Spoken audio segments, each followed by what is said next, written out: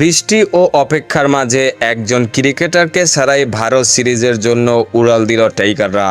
রবিবার সকালে 9:30টার দিকে হযরত শাহজালাল আন্তর্জাতিক বিমানবন্দরে সংবাদকর্মীদের একজোট হওয়ার দৃশ্য দেখা গেল। বৃষ্টি উপেক্ষা করে গণমাধ্যম কর্মীরা সেখানে উপস্থিত ছিলেন, কারণ বাংলাদেশের ক্রিকেট দল ভারতের উদ্দেশ্যে রওনা দিতে যাচ্ছিল।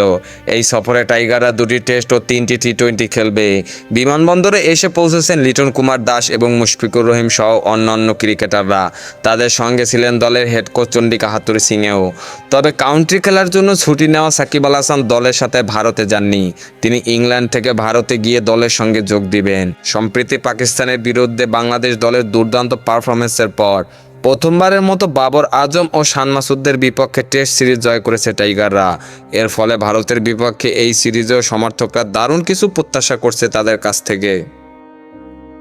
খেলাধুলার সকল আপডেট পেতে আমাদের ইউটিউব চ্যানেলটি সাবস্ক্রাইব এবং ফেসবুক পেজটি ফলো দিয়ে লাইক, কমেন্ট, শেয়ার করে আমাদের সাথে যুক্ত থাকুন।